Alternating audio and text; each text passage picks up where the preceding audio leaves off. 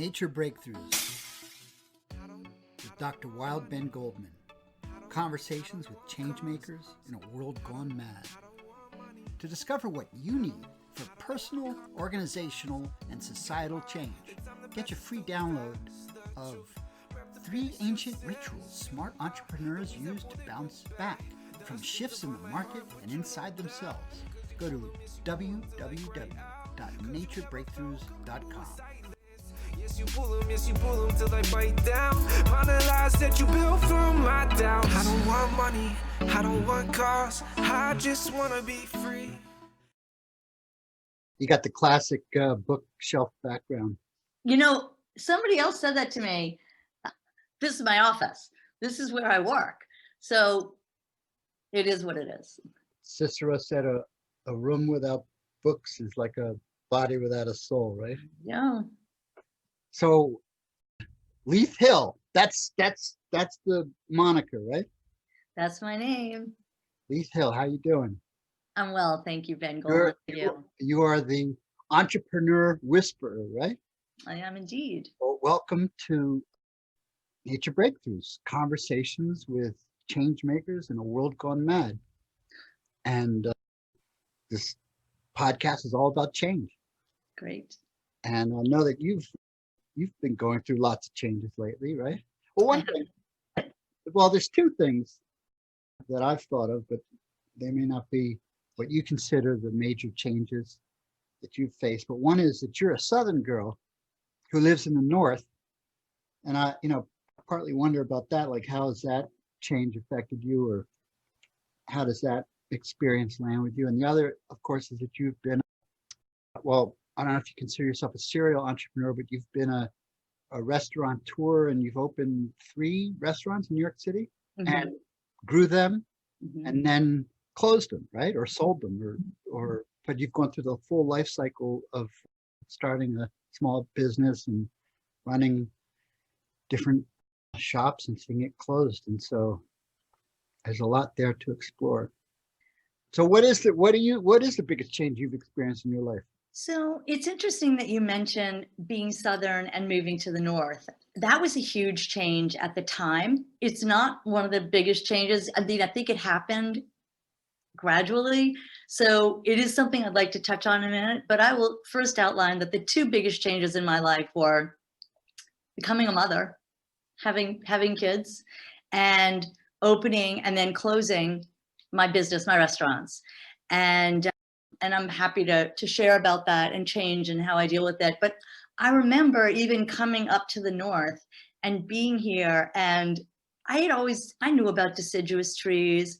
I know that thunderstorms happen when it's hot and when the weather conditions are such that, there's enough heat and electricity to make thunder. And yet I'd never experienced a winter without thunderstorms. So when I came up here in the winter, even in the fall, it's like, where are y'all thunderstorms? And thunderstorms, of course, in New Orleans, the fall is a major hurricane activity, major thunderstorms, just like in the summer, just all year round.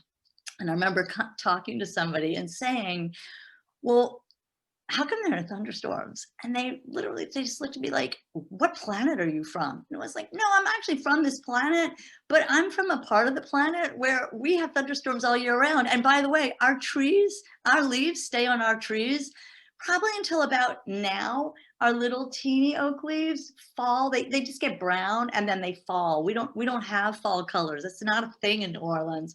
So I was very struck by a lot of the weather up here and a lot of the customs in the North when I first moved up, but I've adjusted, and now I still have very Southern mind, but with a Northern outlook. And it's been something that I kind of view, it's something that it stands me in good stead, and it's something that I fully embrace. I remember seeing you in your restaurant, and you'd be like, you always had your eye on the customers, and you would always have like a radar for Southern people. You'd be like, oh, that's a Southern girl. I'm going to go talk to her. It's like, how does she know? You would just go over there and hit it off. I remember I raised my kids on Long Island in Stony Brook, and I remember walking into a gift shop 27 years ago. So I was just pregnant with my first child.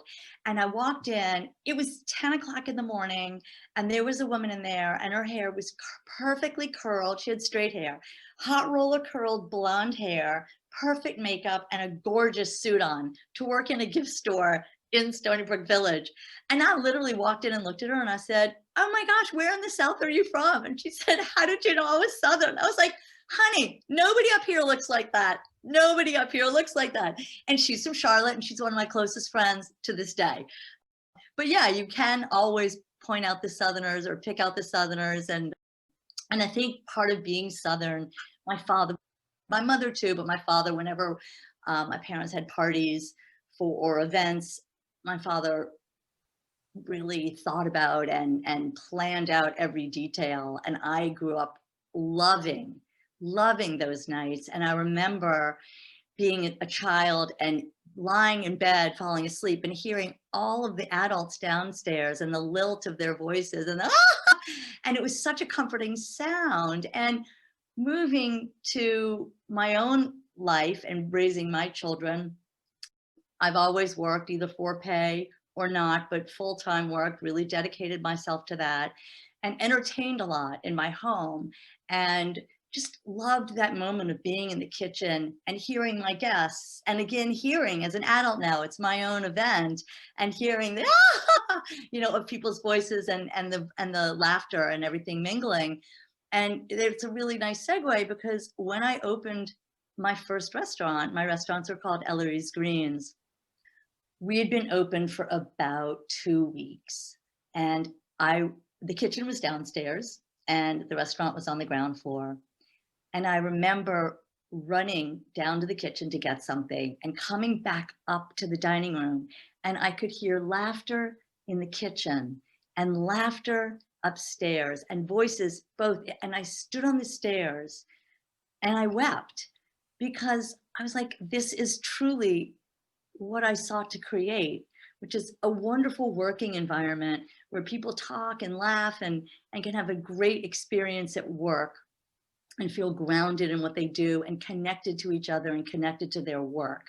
And a wonderful experience upstairs where I'm serving people amazing, sexy, healthy food.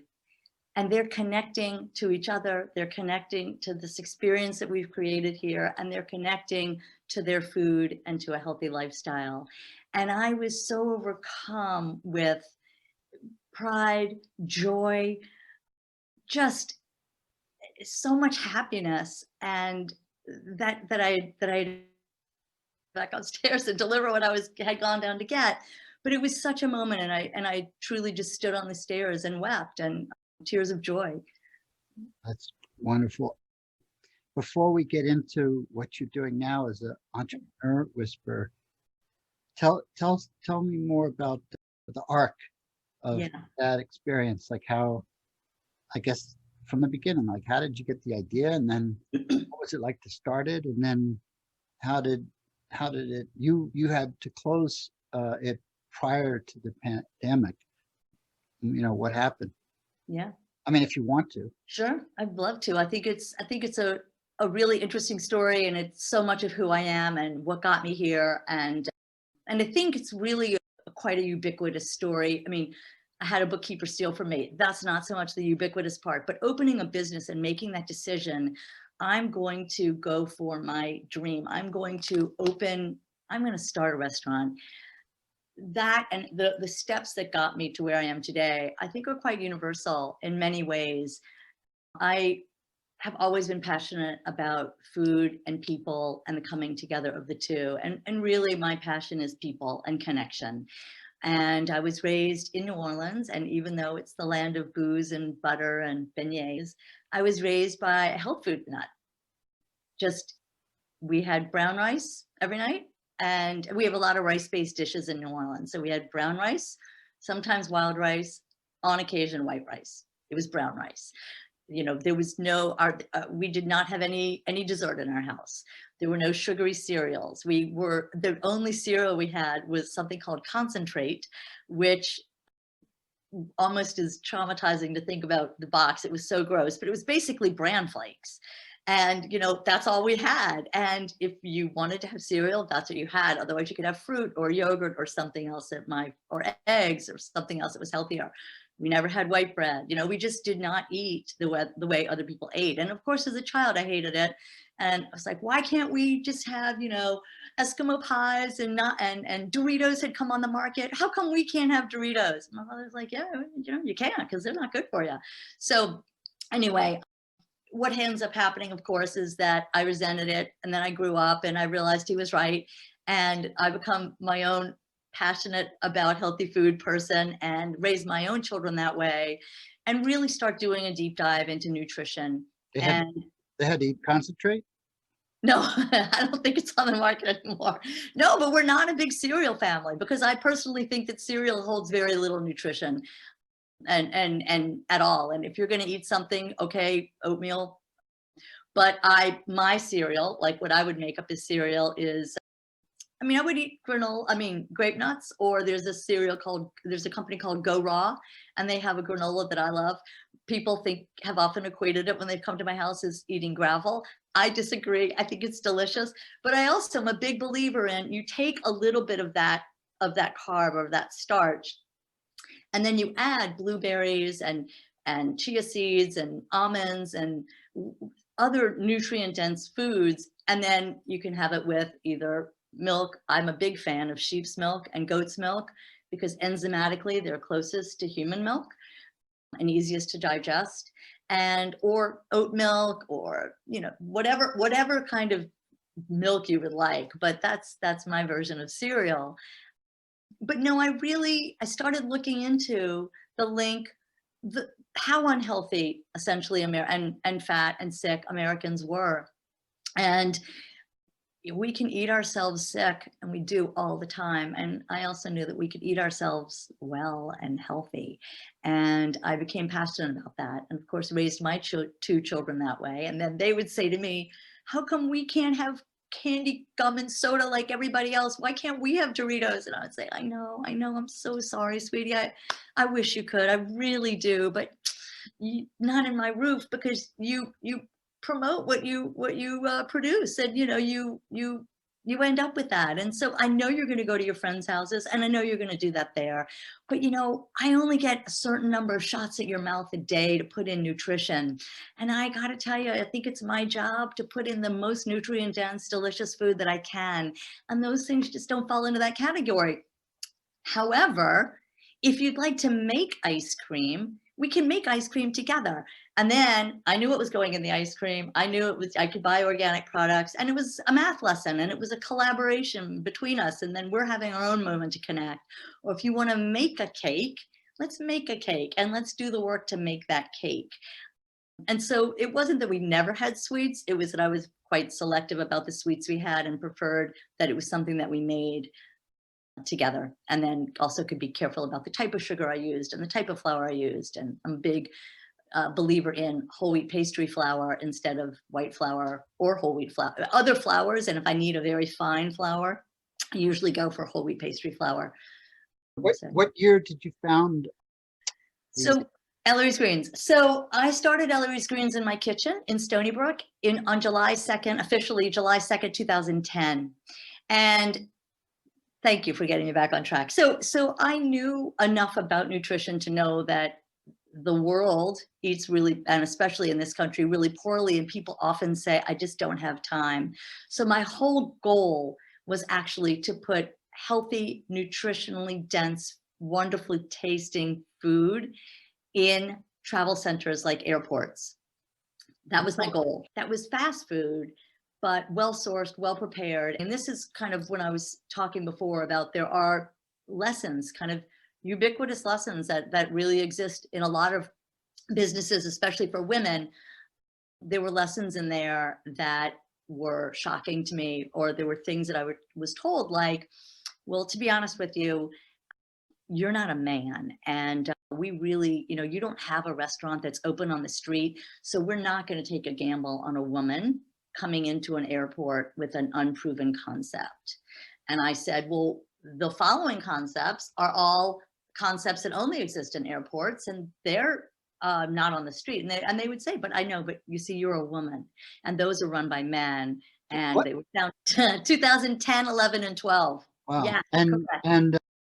the other thing I remember when you opened your restaurant is there weren't, I mean, now it's ubiquitous, but Yeah. the whole healthy food scene almost didn't exist back then. Exactly. And so, and I think I was honestly a little ahead of my time, and I'm getting there because people also said to me, do people even eat healthy food? And the people who ran airports, and I would say, have you ever been to a Whole Foods? And they would say, no. And I don't do the grocery shopping. My wife does, but I know she doesn't go to Whole Foods. Say, oh, well, you might want to take a look at their model and the way they've stormed across the country, and they're in all these markets and their markets are closely correlated to education.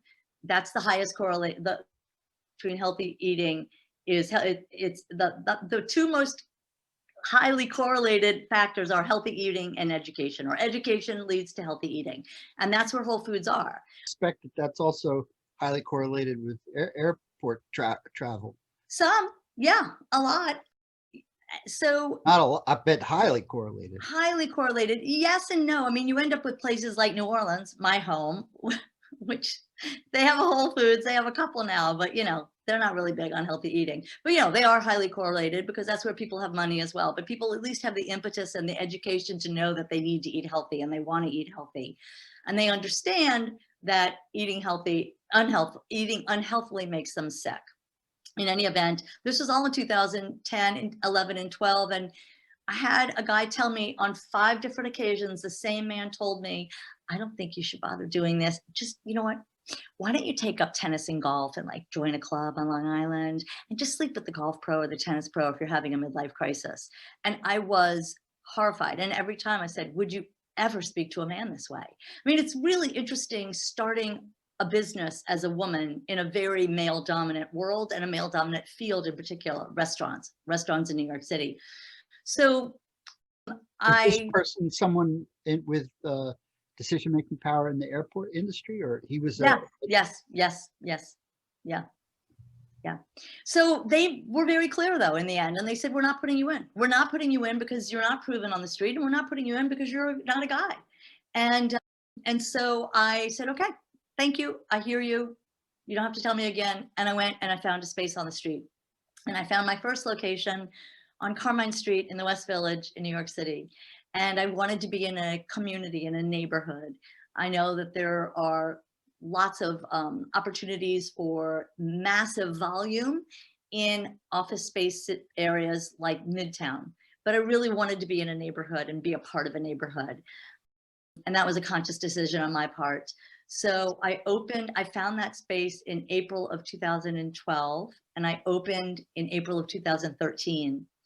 And, one of the other really interesting pieces is when you are starting a business, you have to be prepared for rejection on a constant basis. And it's not personal. And that's a hard lesson to learn. And that's a hard lesson. It's a hard thing to deal with and to withstand and to stand around, to keep putting yourself out there, to be told no.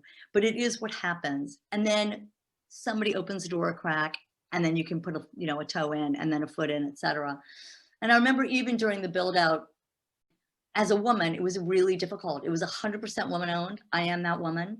And all the tradespeople on the build out were men. And it took 6 months to get the permits and 6 months to build out, because it was a total gut renovation of a previous restaurant. And it needed everything, beyond everything. So, but I, again, was the only woman who would show up at these meetings, and there could be 15 people at the meetings, and I'm the only woman. And there were times, tell you totally honestly, there's a Catholic church on the corner of Carmine and Bleecker, Our Lady of Pompeii. I'm not Catholic. I would get out of the subway. I knew I was walking into a meeting that I needed to make a million choices and decisions on. I had tried to educate myself as best I could on these choices, because remember, I'm passionate about food and people and healthy food. I'm not passionate about construction projects. I don't actually care where the outlet goes. I just want you to put the outlet where it needs to be. But I would walk into these meetings, and before I would do so, I would walk up the stairs to Our Lady of Pompeii, walk in, cry, say a prayer, and then walked it 2 doors down to my meeting and like, okay, let's go. And one of the, there were lots of times that I received a lot of pushback from the build out team on things like, I said, look, we had a banquette that ran the length of the restaurant. And I said, I want electricity in this entire banquette because I want the people who come here to be able to plug in their cell phones and plug in their laptops and not have to ask whoever's behind the bar making smoothies or drinks or whatever to plug it in. And then we have a million people's stuff there. You don't have access to your phone. If water spills, it's going to ruin somebody's phone. I hate it when I go somewhere and they don't have electricity. I hate it. And they fought me daily about that for what felt like months. It was probably a week or two, but it just went on and on. You're wasting your money. You don't have to do that. There's no reason to give people electricity. Let them go home and charge. That'll get them out of the seats faster. It's like, I understand that you don't normally do this, but you don't understand that I have a vision of hospitality that is important to me because I know what is important as a customer and I'm not willing to compromise on this. And in the end, they did it. And I had a front table that was a front really cool communal table with a planter, and that had electricity all the way around it as well. But that was important. And it's just one of the millions of decisions and what felt like micro battles that you're always making and on your way to this other thing. It's a means to an end. It's not a great means. It's not what you want to do, but it is what you have to do to get you to your goal. And you must be singularly focused on that because otherwise people will try to knock you off of it. And it's something that I say a lot, and that is, if you don't consciously create a culture in your business, one will form and it won't be the one you want. And that's very true in how I coach people now. No matter what it is, whether you're consciously creating a culture in your family, in your business, in your work, in whatever, people will come in and without malintent or intent, malintent, they will come in and they will add into your culture, and it will knock you off of your original, the culture that's important to you. And then you will find yourself over here, and you don't want to be. So I think it's very important. Anyway, I opened in April of 2013. Go ahead. I mean, did that happen? That people tried to knock me off? Or that you were knocked off, or that the culture changed, or what you're saying? You were saying you. Yeah. And Well, that was interesting. No, but I mean, for example, like all of the people who were part of the build out tried to change the vision for Ellery's Greens with their own input. And I had to stay singularly focused on that to avoid being knocked off of that part of my vision, which really was a part of my culture. And when I opened, I had to be very intentional too about talking to people about Ellery's Greens and what it was, because I especially when I started hiring chefs and servers and managers, what our culture is. And I ended up with a talk that I gave to every single employee. And I would say, and I had to I didn't have this talk, and this talk it did not start where it ended, but where it ended was, I would sit down and say, I want you to understand what Ellery's Greens is and what it means to be a part of this. And I know that you interviewed today as a manager or a dishwasher, or cook or server, or whatever, but I know, and we'd like to extend an invitation, an offer to you. But everybody here, before they can accept an offer and before we extend it, they have a conversation with me, and this is that conversation. And I want to let you know about my expectations for you being here and being a part of the team. And I was very clear with them. And I would say, here's what I expect. I expect that you will not lie. If you have an issue, if you're hungover, tell us that you're hungover. Do not tell us that your grandmother died again. You do not have that many grandmothers. People will find out, and they will just be mad that you lied. Do not steal. Do not steal from me. Do not steal from this restaurant. And above all, do not steal from your fellow employees. Do not come to this work having had any alcohol, and do not consume any alcohol while you're here.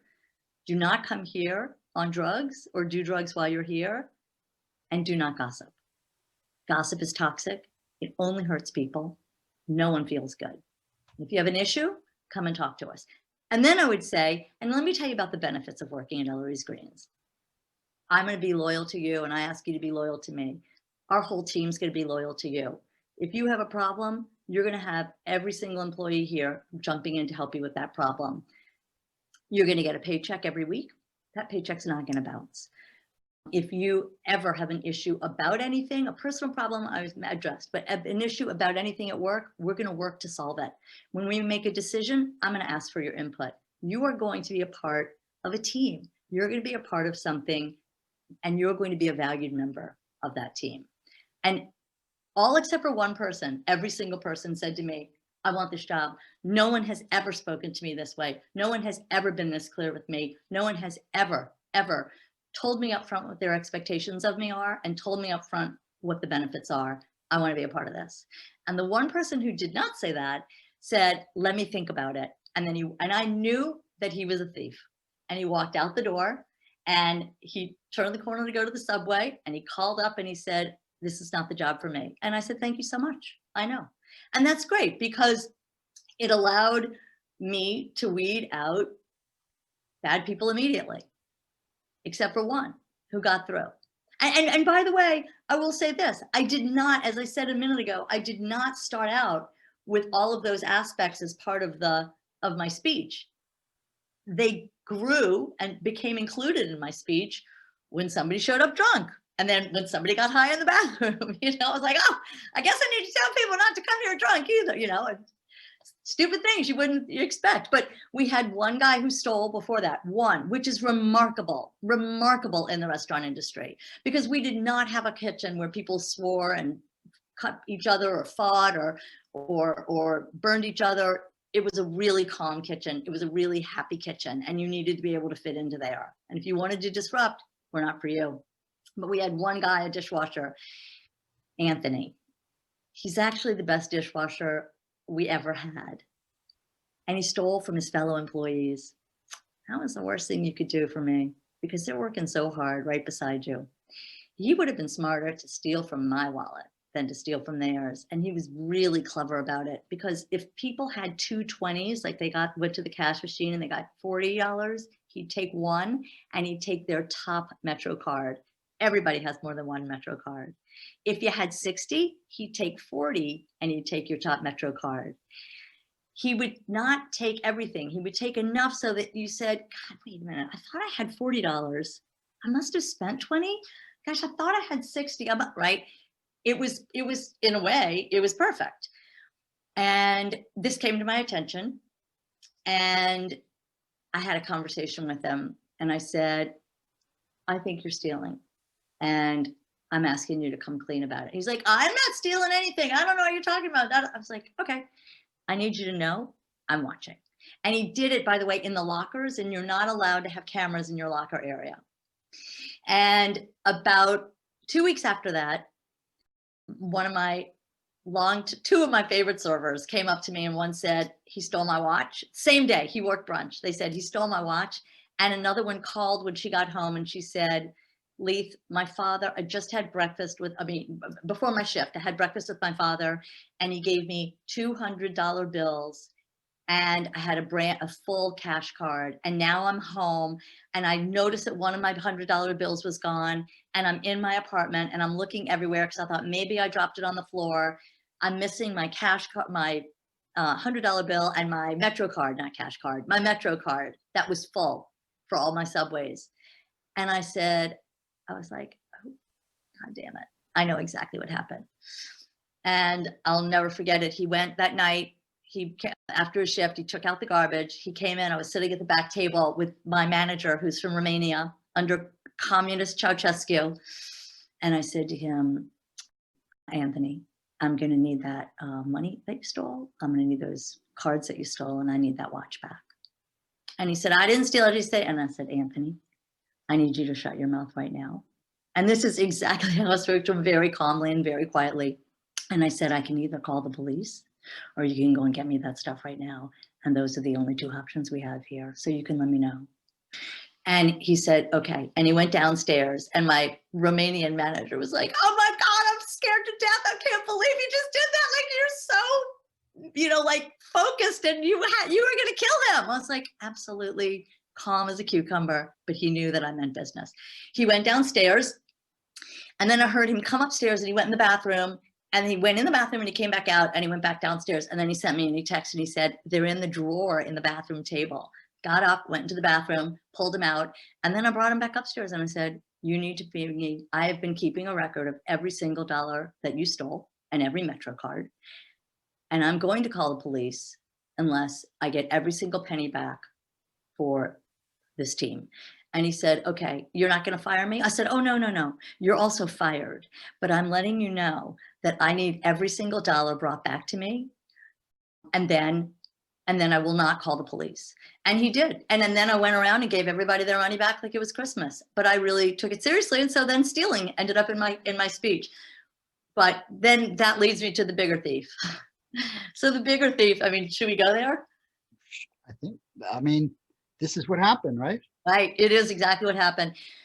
Well, So- let me ask you before we say that, is this really what the only, like, okay, before we get there, you expanded, right? So you said, Yeah. so you had 3 different locations, each one had its own story.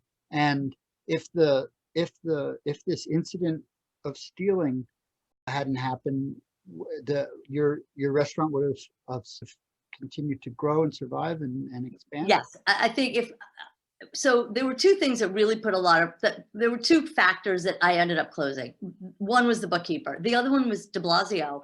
I opened under Bloomberg. The rules completely changed inside of 4 years, not even 3, under de Blasio. And I've not ever experienced someone in office who seems to be as anti-business or has as little sense about business as de Blasio. Mayor de Blasio more than doubled the minimum wage, but in under 5 years. So the minimum wage started at 25 cents, and in 75 years, it started at 25, it went to 7.25, and it had been 7.25. So in 75 years, it had gone up by $7. And in under 5, he raised it to 15, which is more than double. And pardon? I mean, that's a little bit, that's not a, that's a little bit of historically, that doesn't feel like a balanced description of what happened, because to go from 25 cents to $7, Yeah. huh? To 7.25, yeah. 7.25 is, I don't know how many thousands of % increase that is. So it's a much bigger increase, even though it's not more money. Absolutely, in terms of a real dollar increase, it's thousands of times greater than a doubling. The other thing is 7.25. What year was that law? Okay, you're confounding 2 things, I think. First is, I'm not saying 7.25 is a living wage. I'm saying, excuse me, I'm saying that you cannot it took 75 years for it to go $7. Yeah, but that's what I'm saying is that's not mathematically a good way of looking at it. It's the percentage change. But it's historically what happened. Okay, but even still, so 25 cents back in the day was worth a lot more than $7 is now. So you're comparing apples and oranges in terms of how much the money goes. And the bigger point is, when was the 7.25 established, which I assume was probably in the 70s or 80s. It's been that amount. It's been stagnant for decades, and so the increase was long overdue. Absolutely. Anyway, we don't have to get into the politics of it. I just want to point out that your bit isn't like. I'm sure it's how it felt. No. My description of it is totally factually correct. You can look it up. I agree with you that it was stagnant for way too long. But what I'm telling you is, when you build a business and the projections are based on X for minimum wage, and maybe your expenses are going to increase incrementally each year. Right.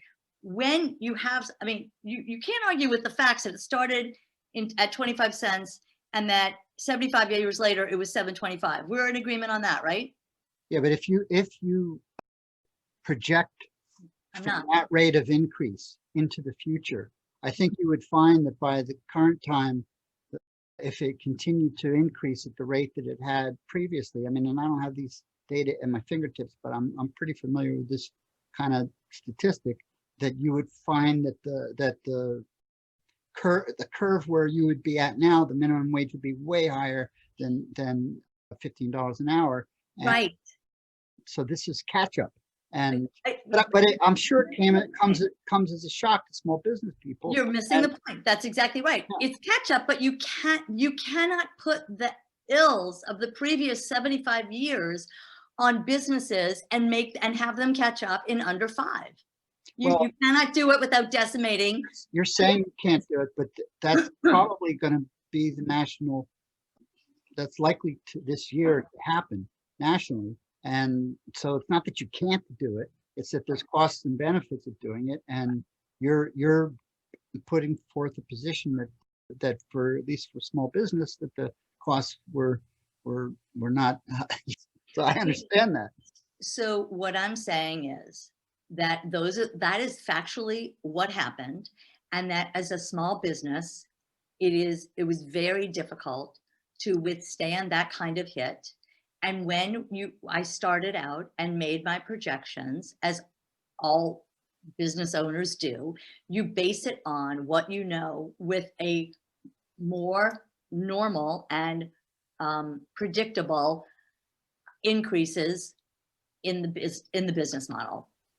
Gotcha. And when de Blasio came in, do you agree with that, right? Well, I totally get where you're going. I was Okay. just wanted to, Hey, we're in agreement politically. I'm talking about the business and the impact that it had on the business and the impact that it had on so many small businesses, which is why they closed. Yeah. And if I'm not mistaken, New Jersey chose to go up by 30 cents a year. Is that what y'all are going up by?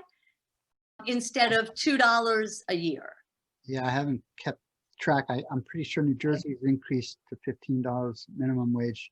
I'm pretty sure it's faster than a 30 cent a year increase. Okay, well, we can check it. But in any event, and by the way, $15, you're right, is too low. But you asked me about, What I happened? mean, I was explaining to you what hits were to the business, Right.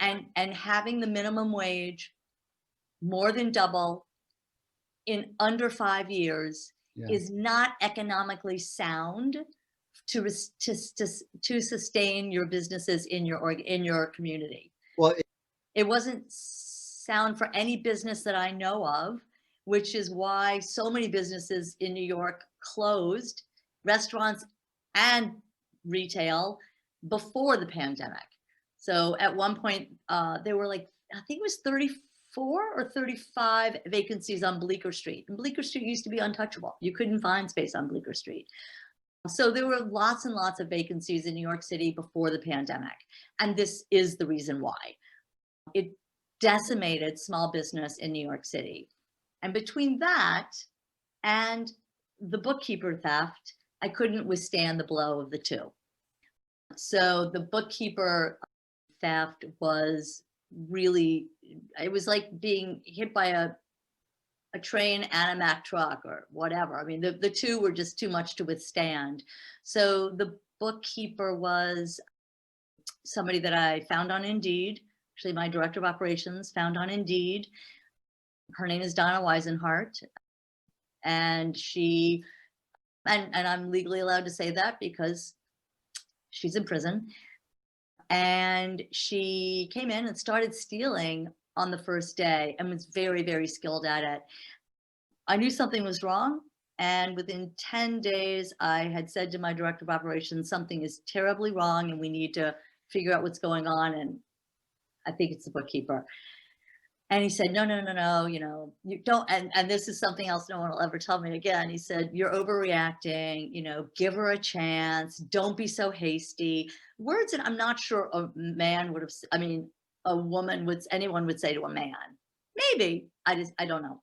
was it a man that said it to you? Yeah, it was a man that said it to me. And so I then, after 2 weeks, I called my accounting firm. I said, I need you to come in and do an audit. Something's terribly wrong. And they were a new accounting firm for us. And they said, okay. And I said, I need everything reconciled. And so they called the bookkeeper and said, we need to reconcile the bank accounts and all the books. And of course, you know, she knew it was coming. And so she said, great, great, great. I'll get you that information. What I didn't know is that we had a liquor license, which I knew. And when you have a liquor license, you must have on file at all times the owner's social security, copy of that, copy of the license, copy of a passport, and ID. And so she was able on day one, she went into the file and got all of that and then called the bank. Didn't know this, but it came out later, called the bank and pretended to be me and gave all of my information, date of birth, social, address, everything, and was able to get access not only to our accounts, but she set up mobile deposit on our accounts, which we did not have. So what was happening was, well, the short story is, in 2.5 months, she stole $80,000. So she could have also used that to steal from you personally. Exactly. So I had to get LifeLock. I mean, I had to batten down the hatches, but so that's exactly right. Except it was a different bank and she didn't know anything. I kept a firewall, a massive firewall between personal and professional. So I didn't even have the same banks for my personal stuff. She didn't know what my banks were. There was my credit card information. None of that was ever anywhere in the office. So yeah, so what she would do is, I was also the only signer. And it's funny because my father taught me very rudimentary accounting principles and little rules and tricks. And one of them was always keep if you have a 3-part check, always keep the bottom portion of your check. Always keep a physical copy. And I'm very, very green in my life. When I get junk mail, I always hope that it's only printed on one side and I use the other piece. I use the back. I use the clean side as paper in my printer. I save rubber bands from mail. Like, I'm super green. But the one thing I always did was, I said, the one area in which we can't be green is, we need to make a copy of this 3-part check. And that is going in the vendor's file. So the original top 2 went to the vendor. I got the bottom, and then we had to make a copy of every check, and that went into the vendor's file.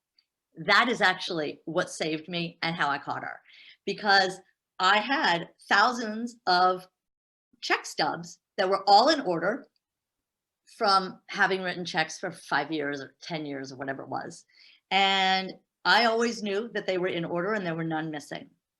And so when I would sign all these checks, and I was the signer, and she would put them in an envelope. And it looks like what she did was, doesn't look like, what she did was, she went around the corner and she mobile deposited all of my vendors' checks into her own personal account.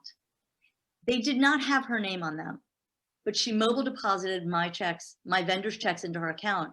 And then when my vendors called or emailed, they called her in the office and they emailed her.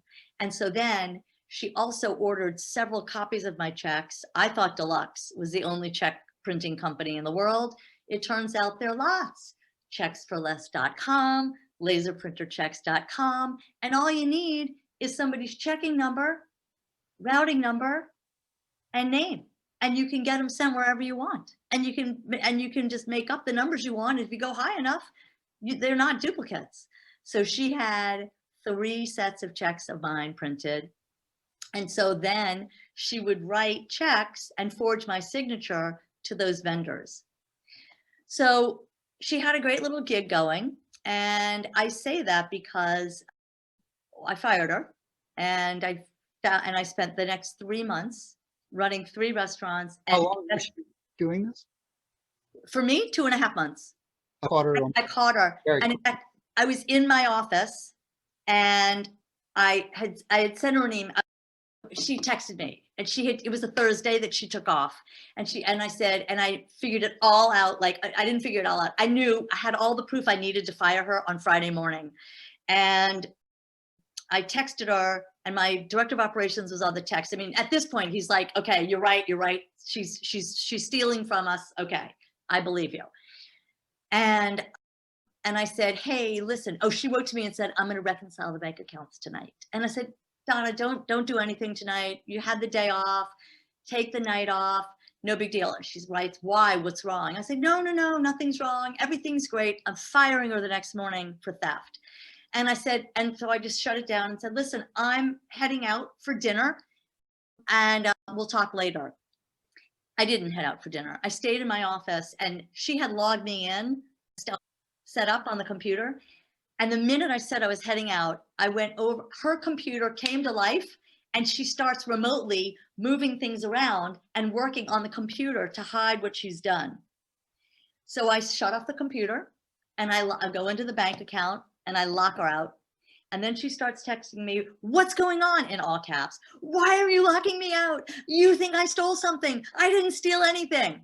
And I just said, Donna, go to bed. We'll talk about this tomorrow. No, I want you to fire me right now over text. It's like, Donna, I'll talk to you tomorrow. So my director of operations, I wrote to him and I said, listen, he's at home. I'm in the office.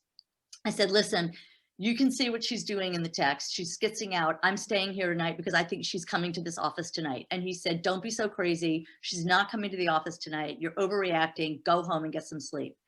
And I was like, here you go again. I don't know what's wrong with you, man. So I stayed in the office.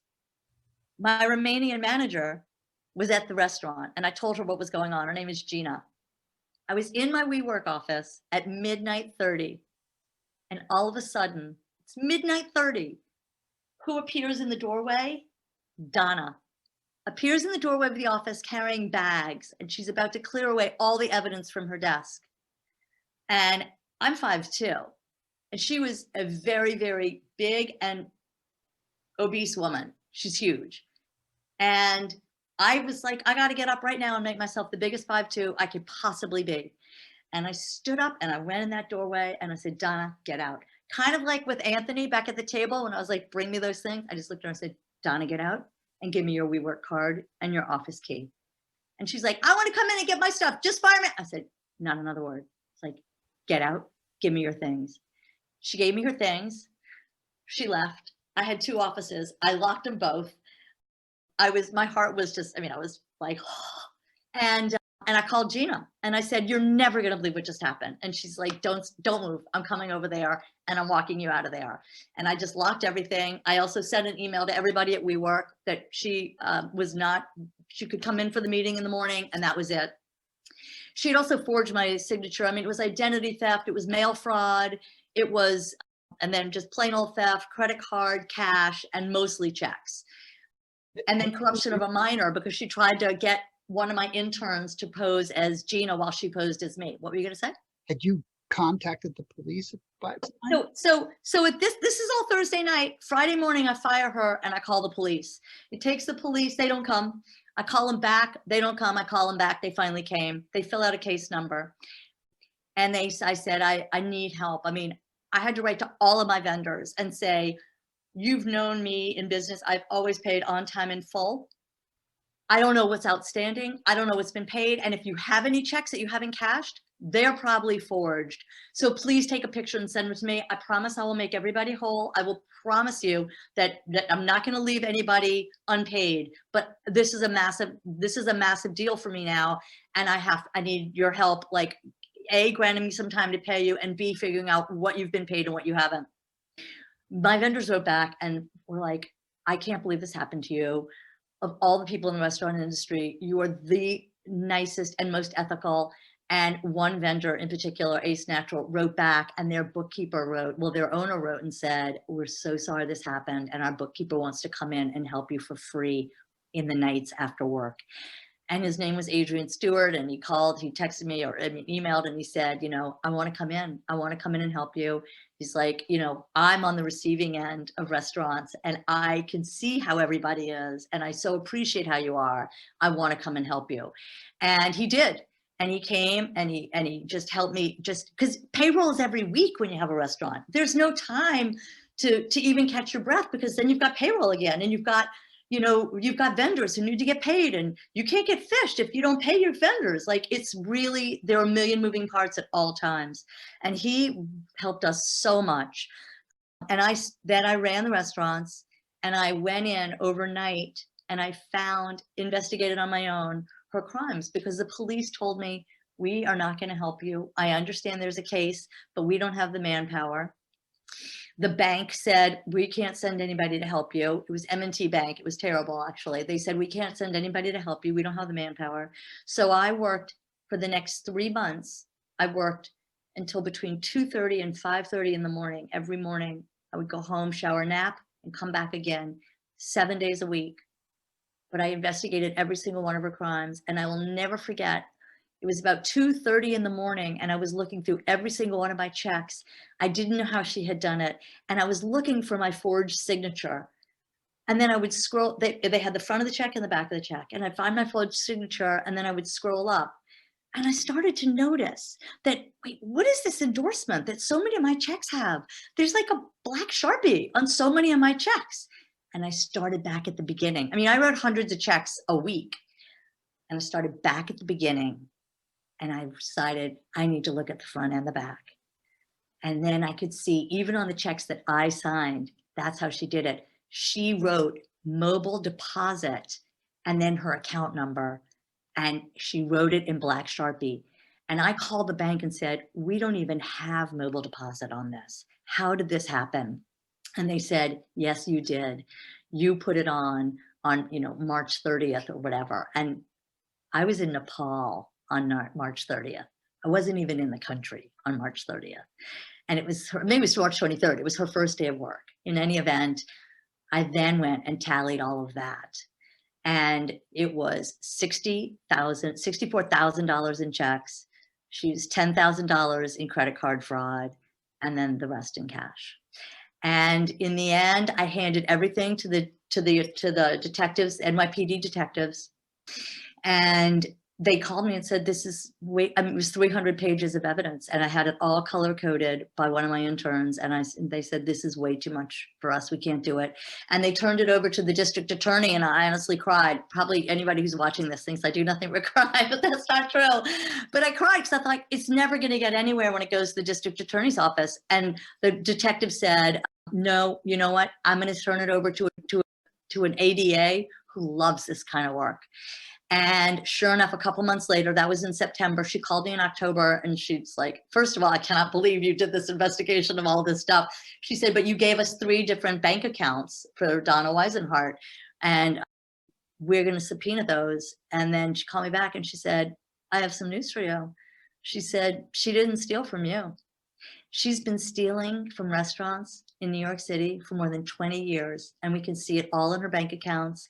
And she has not several bank accounts. She has more than 25 different bank accounts. And she had been stealing from restaurants, and no one had ever caught her, and no one had ever turned her in, because they hadn't figured it out. And I understand why. There's so many moving parts in a restaurant. She chose the perfect industry. People are so stressed and maxed out at all times that you simply don't have the bandwidth, unless you can look at the bottom number and see it changing and there's a big flashing red signal, or you have this really rudimentary system like I had to save that bottom stub. Because I was like, something's wrong. These stubs are not in order, and my bank account's going crazy. Something's wrong. And that's how I caught her. And she's now in prison. And it became a big suit because other restaurants, they got in touch with them and they said, yes, we want to be a part of this. Some said no. She was also collecting unemployment from the state.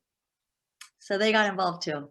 So that was the nail in the coffin? Yes. It's a long story.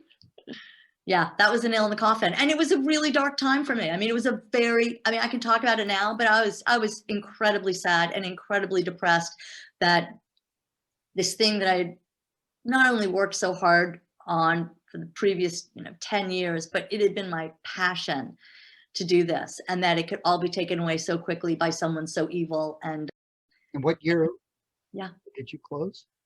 I closed in 2018, August of 2018. And then what happened? Then what did you do? I mean, how did you recover from that? First of all, how did that land? What do you mean, how did it land? Not well. I was sad. I was depressed. Yeah, did you blame yourself? Oh, what I see. Yeah, it was really hard for me. Well, yeah, I blame myself, and I felt terrible. I had to lay off 55 employees, and and and they were people that I really cared about, and I helped them find jobs, and I'm still in touch with almost all of them. And we had a big closing, and customers, I still hear from guests and customers. I mean, I call them guests, but I still hear from them.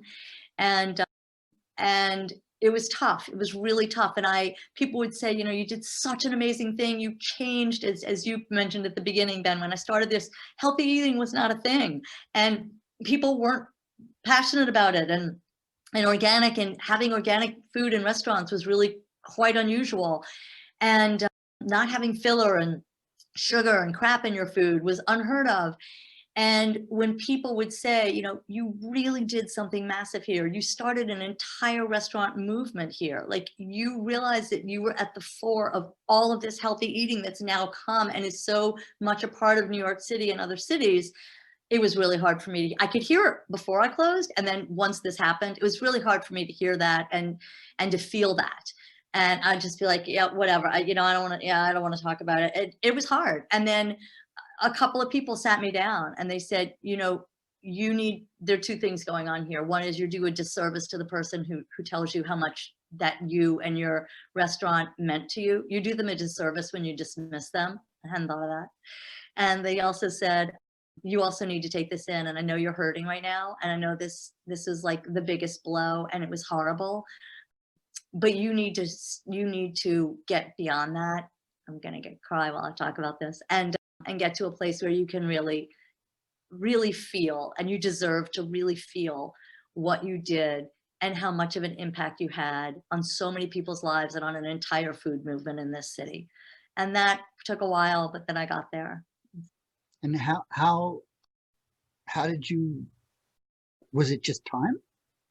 It was time, it was sleep, it was travel. I mean, don't forget that when I closed the restaurant, I had so much cleanup to do. I mean, I had to sell stuff. I had to pay taxes for 2 more years. I mean, it was just, and then I had to close out all my LLCs. I had 9 LLCs and I had all these, I had 29 URLs and I was a Delaware business. My LLCs were in Delaware. So I had to close out my business with New York and with Delaware. I mean, there was so much to do. Sleep helped, family helped, friends helped. And friends is something that I feel like I should talk about if anybody's starting a really intense business, because I lost friends along the way who basically just said, you don't have time for me anymore. And I can't handle that. And, you were an amazing customer and a wonderful friend. And I really appreciate that. And you would bring, can I say that you would bring dates in? You would bring dates in and you would bring your family and friends in. And it was great. And you understood that when you walked into my restaurant, you weren't walking into my home, you were walking into my place of business. And at any time, I mean, I had 50 odd plus customers or however, and at least 10 team members, maybe 7 or 8 on a slow night, but I still had people I had to deal with upstairs and downstairs. And that was my place of business. And other people sometimes would walk in and they're like, can't believe you're not going to sit down and have a meal with us. I'm like, you just walked into my office. I have all these people to deal with. I would never walk into your office and say, hey, stop work. Tell all your employees you're not going to be, around to help them. Let's go. Like, it wouldn't happen. And this is my place of business. And that was hard for some people. But I got in touch with friends. I got in touch with family. I got a lot of support there. I slept. I mean, I keep saying that, but that was huge. I got onto a regular exercise routine. That was really important. And time. It took a lot of time. It really did. And just also hearing from people continued to write and say, oh, I am craving chickpea fries and a salmon burger right now. And I just would love some chocolate mousse. Oh my God, I miss Ellery's greens so much. And that also really helped to have the spontaneous outpouring of love and remembrance. And my team, they're like, oh my God, I'm working. working at Ellery's Greens was like Camelot. I mean, I cannot tell you how many times I've heard Camelot and Utopia and Paradise. And look, we had our problems. It was stressful, but compared to everything else, it was really wonderful. And it's what I strived for. And so I was able to kind of have the real sadness and the feelings of that I failed, and I failed these people, sift away, and those more positive things, gems that were people were left with, these like crystallized, these gems rose to the top. And it did take time. So where are you now? Like what's your energies going into now? Well, first of all, have they come back? Are you recharged, or is it still, are you still in the process? No. I recharged, and travel and as I said, sleep and exercise and friends and family really, really helped. And I have loved quarantine. I would never wish this pandemic on anybody, but I have really loved quarantine because it's helped me also have an excuse to be quiet. And I'm extremely, let me rephrase this, or re-say it, I am an extremely extroverted introvert. I love my quiet time. I didn't have any of it when I had Ellery's Greens, none of it. It's really lovely to have it. So now I'm coaching, and really I call myself the entrepreneur whisperer, but it's more than that. My goal is for women and men to feel grounded in everything they do. And that's where my work lies. Grounded in their business, grounded in their business relationships with employees and clients, grounded at home with themselves and in their personal relationships. I've also realized that I have been coaching people in business for a long time around their culture at work. And so working with them on culture, creating a culture, consciously creating culture, marketing, branding, taglines, that kind of thing, mission statements. I'm working with a new company in Utah right now, in Salt Lake City, and just created a tagline and mission statement for them. And we're going to be meeting again in a few days and talking about their marketing material. I'm good with words and I'm good with people. But the other thing is, I've really just kind of added in and had this moment of, I would like to do this I'd like to continue doing this in a more formalized way, helping women feel grounded during childbirth. So talking to women about labor pain, and right there, it's not pain. It should not be called labor pain. It should be called labor pressure and labor intensity, because it is. And labor overstimulation, because it is that too. But it is not pain, and it is not like any pain that you've ever experienced in your life. It's pressure, it's intensity. Back pain, back labor can be a bit different, but I coach women around that too. And it's really helping people feel grounded in where they are and what's happening for them, whether it's at work, whether it's at home, whether it's in the delivery room. And it's men and women, but helping them feel really solid and know what they want and be able to find the way to say that. So I'm assuming you're approaching this as a business.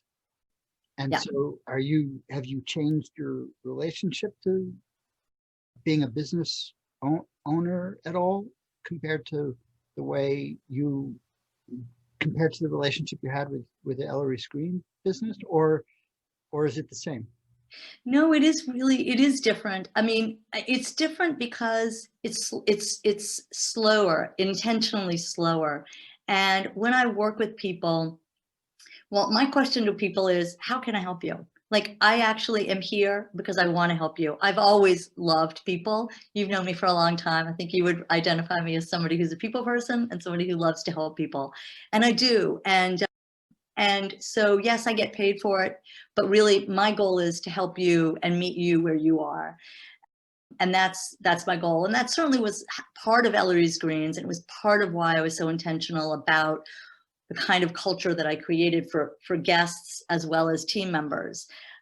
But when you have a restaurant and people are coming in the door, it's a very different pace. They're just kind of coming at you and, can I get that? Can I get that? And they all want something, or they all want a piece of you. And then when you would even leave the restaurant, your work was not done, right? You had to go to the office and there was tons to do there. And so it was like having 2 full-time jobs. I mean, in a way, it's also at a restaurant, you know, it's what would you like? How can I serve you? How can I help you? But it's different. I mean, and the pace is wildly different. And this is something that's really, I feel very grounded. I feel really happy to help people. I speak to men and women. I mostly speak to women. I speak to women and they will say things to me like, I just had a client come in and scream at me. And I know that it wasn't about me, but I can't believe that it happened. And then we talk about that and we figure that out, or a boss, and we figure that out. And then we mostly figure out a way for them to stop that from ever happening again in a really grounded, solid way. And a lot of things that I see women in particular do is women, when they talk, their voices go up at the end of their sentences, kind of like it's always a question. And that is a very bad thing for women to do. It is a very dangerous thing for women to do because it gives away their power. And I think that it's cultural.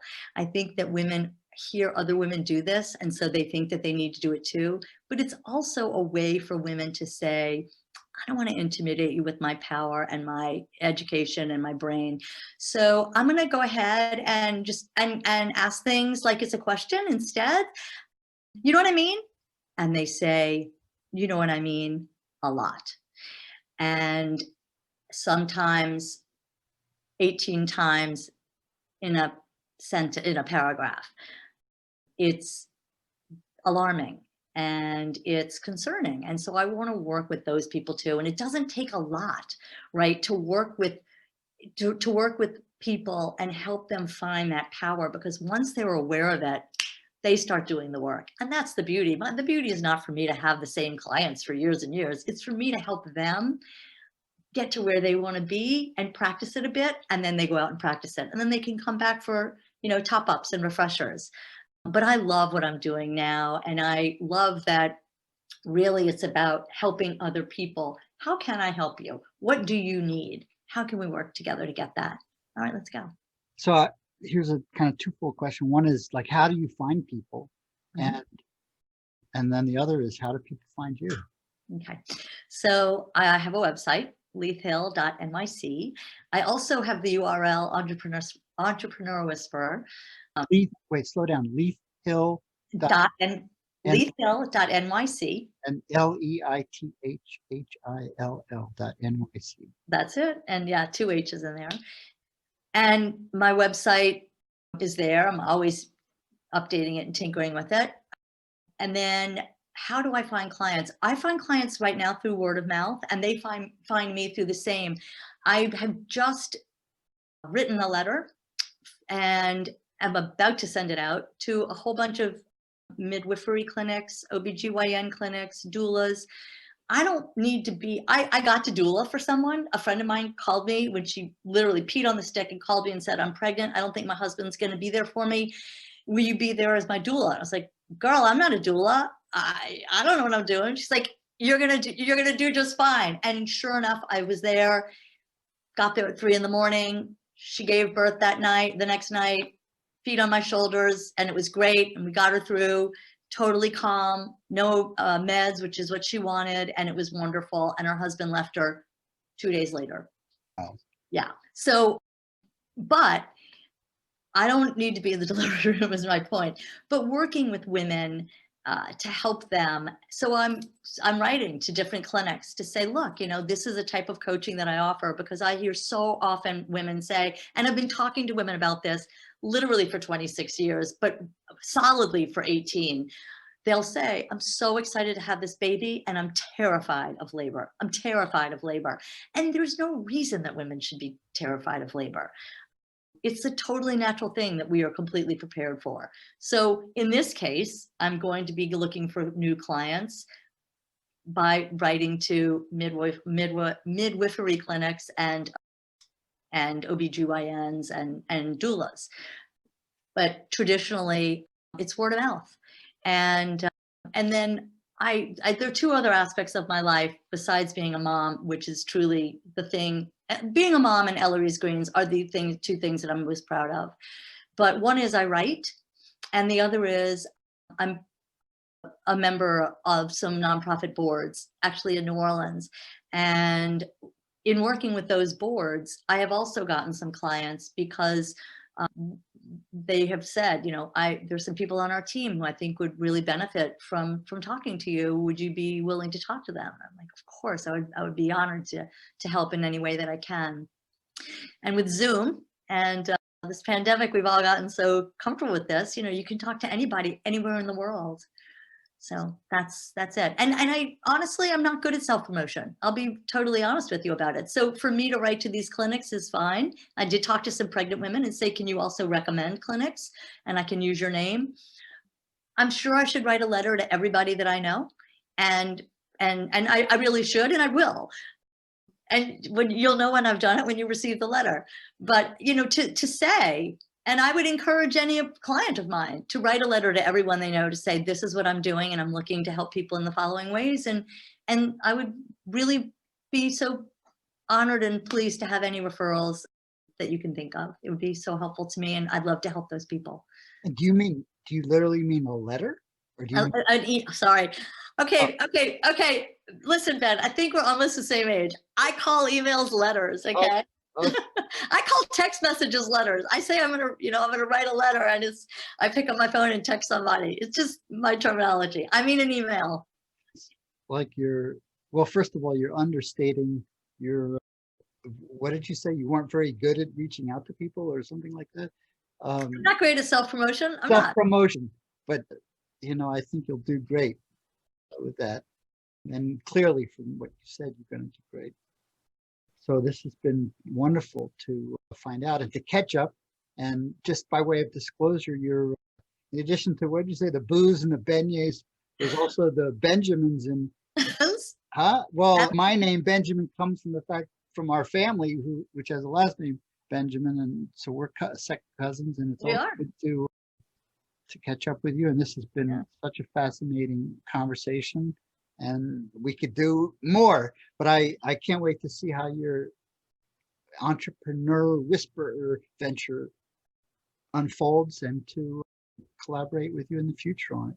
Well, Ben, thank you. And I want to say that, yes, we are second cousins, but I feel like much more than that, we're friends. And I have watched your career. When did you first write Hazardous Waste Management?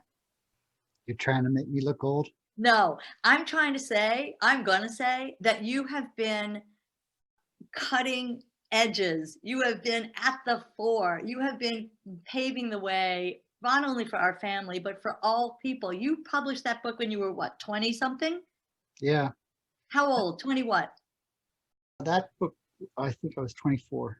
Yeah, 24, Ben. 24. That's amazing. And how many have you written? Including this last one. Lots. Exactly. And you're an artist. Yeah. And you're an investor. Well, I've also experienced what you talk about, where you've been at the forefront of something and you've been early. And that's happened to me often. And then, the wave builds, and then it just blows right past you, and you're like forgotten in the dustbin of history, or whatever they want to call it. And that's there's an aspect of grieving there that I don't know, I've struggled with, but I know how hard it is to have to close a business, and so I admire you for the grace and with which you've done it, and actually the speed with which you've recovered and jumped back on the horse of serving people. Even if it's less food and more food for the soul. Now I cook at home, so come on over anytime.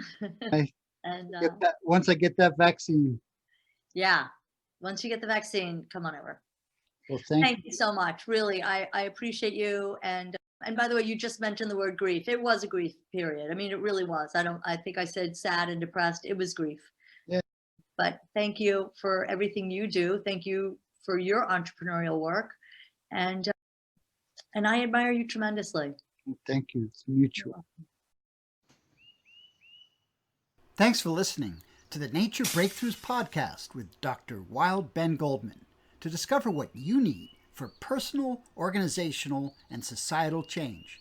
Get your free download of 3 ancient rituals smart entrepreneurs use to bounce back from shifts in the market and inside themselves. Go to www.naturebreakthroughs.com.